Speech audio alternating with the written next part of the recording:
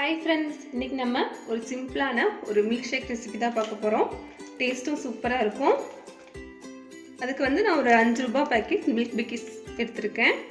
ஒரு 5 rupees packet boost packet எடுத்துர்க்கேன். இப்போ நம்ம இந்த பிஸ்கட் உடைச்சு நம்ம மிக்ஸி ஜார்ல சேர்த்திக்கலாம்.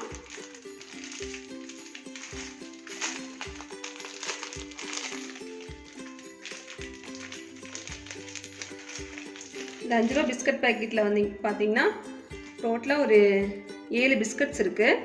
இது சின்ன சின்ன பிஸ்கட்டா இருக்கும். அதனால 7 இருக்கு. நீங்க நார்மல் பெரிய சைஸ் பிஸ்கட்டா இருந்தா ஒரு 5 பிஸ்கட் எடுத்துக்கோங்க, சரியா இருக்கும். இப்போ நம்ம இது உடைச்சு இதுக்குள்ள சேர்த்திடலாம்.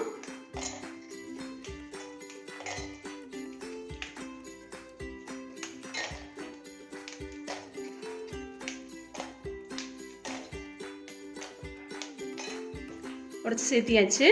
இப்போ நம்ம பூஸ்டே வந்து இதுக்குள்ள பிரிச்சு இதுக்குள்ள சேர்த்திக்கலாம்.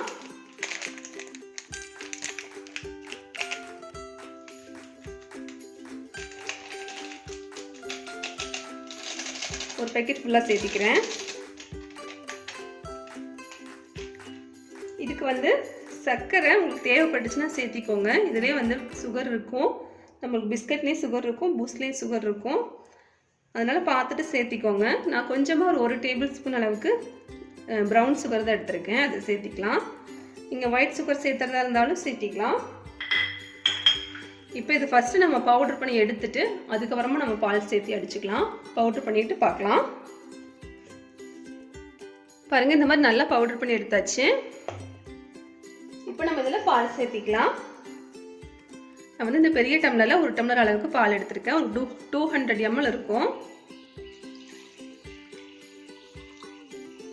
இது சேர்த்து அடிச்சிட்டு வந்துடலாம். நீங்க இந்த மாதிரி பாலும் பிஸ்கட்டும் ஒட்டுக்கா சேர்த்து அரைச்சிங்கன்னா அரைப்படாது. நீங்க ஃபர்ஸ்ட் பிஸ்கட் அரைச்சிட்டு அதுக்கு அப்புறம் பால் சேர்த்திக்கோங்க, சீக்கிரமா அரைப்பட்ரும். நான் வந்து கொஞ்சம் சில்லுன்னு இருக்க பால் எடுத்துர்க்கேன். அப்படி இல்லாட்டி நீங்க வந்து ஐஸ் கியூப்ஸ் சேர்த்துறதா இருந்தா சேர்த்து அரைச்சுக்கலாம். இத அடிச்சிட்டு வந்துடலாம். பாருங்க, நல்லா எடுத்துட்டு வந்தாச்சு. இப்போ ஒரு டம்ளர்ல ஊத்திக்கலாம்.